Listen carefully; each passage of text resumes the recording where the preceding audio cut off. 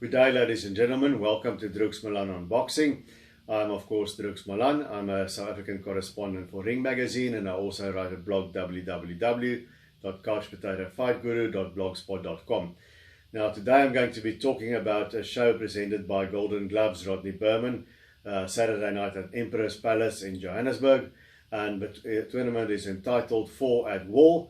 And let's start with the main event of the evening, which is a confrontation between two unbeaten fighters, and it's a champion versus champion matchup. On the one hand, we've got Nicholas the Natural Radley, the South African light heavyweight champion, fighting the South African super middleweight champion, Rowan Braveheart Campbell. Now, Nicholas Radley, he's from my neck of the woods here in Cape Town. I've commentated on several of his fights and covered him from ringside. He is 9-0, he's won all his fights bar one on knockout, and he comes from a kickboxing background and also been in MMA a little bit, but so he didn't have your conventional introduction to boxing, but he's done quite well. He's a tall, rangy fighter. He works up well behind the jab and he has power in both hands. He's not a rush his opponent, throw everything at the kitchen sink to try and take him out there kind of guy. He takes his time and inevitably he gets his opponent. He's got a nice jab, he's got a nice right hand, and he also has a very nice sneaky left hook that he throws right behind his jab. He just pops the jab and comes around with a left hook that he disguises very well. So he does have power, and in his short career he has been tested. He's won the South African title against Kayeni Shlungwane. He was winning well enough, got hurt with a punch, was on his heels and staggering around the ring for a while, but then he got through the fog and he won the fight.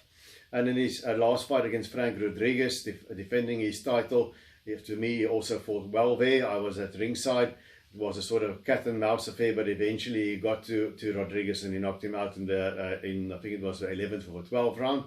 And yeah, so he can eat, and he does have a height and a reach. Those will be his advantages. Disadvantage, as we saw against Shlungwane, he can get tagged. I'm not sure whether he'll hold on or whether he'll try and fight his way through it. Campbell's a lot fresher than Shlungwane was 40 already. He's a lot fresher. He might finish the fight, so that's something he's got to look out for. And sometimes when Radley opens up, there are spaces in his punches. So if you can stand and trade with him, there's a chance you might hit him back with something as well. So those are the things that I suspect Campbell is going to look out for. And Radley also sometimes he carries his left hand low, so you can counter him over his jab with a right if you're quick enough and you have a reach for it. And so those are things that he'll probably have to tuck up in his game. Rowan Campbell, he's had no amateur career and he's gone 11-0 with 7 knockouts. He's won several belts already, including the South African title. So he's done remarkably well. And what I like about Campbell is every time I see him, he seems to improve. There's a nice upwards trajectory in his career. He's a crowd-pleasing, come-forward pressure fighter. He throws a lot of punches. He's busy. He fights in that peekaboo stance that reminds me a little bit of the Hall of Famer, the former junior middleweight champion of the world, Winky Wright. He's got his gloves up here and he uses his arms and his gloves to block the punches. And he also has developed nice head movement. And he does have a nice right hand. He does have some power.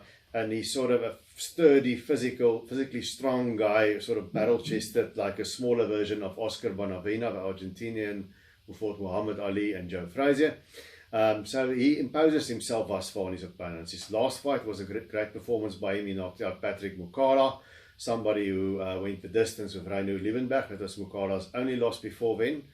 And yeah, so he is on the up and up. Weaknesses, what I can sometimes see in Rowan Campbell, you can hit him. He does get tagged.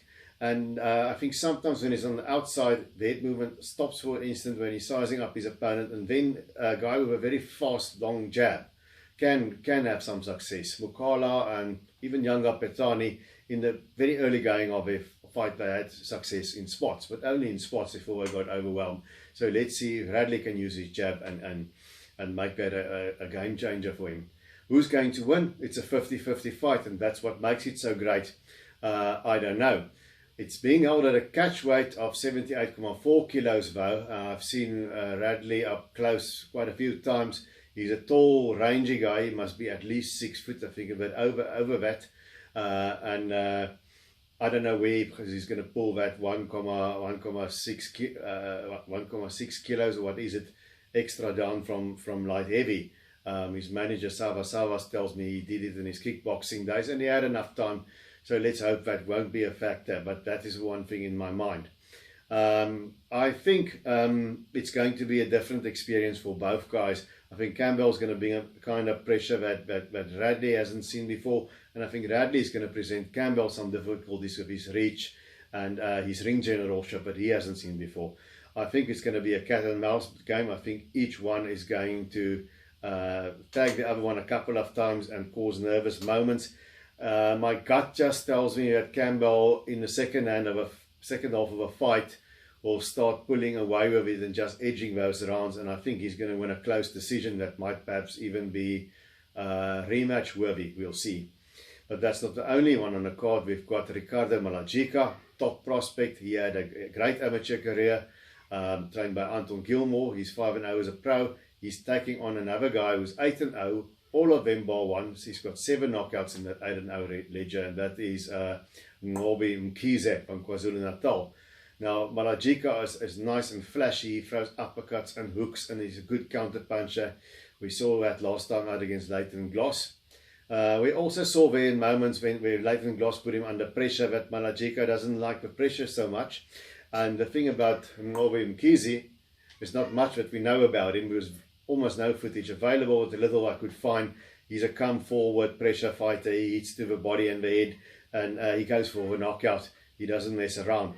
Now, Ngobi Mkhize, one thing about him, he did actually get out of his hometown and fight in the Orient Theatre in East London against one of their local fighters, and he was successful. He won that fight, which tells me something about his character. He's not going to freeze under the bright lights of Emperor's Palace, but there's just not enough to go on with Ngobi Mkhize. Perhaps we see a new star on Saturday night, but I have to go with the chalk and pick Ricardo Malajica to win that.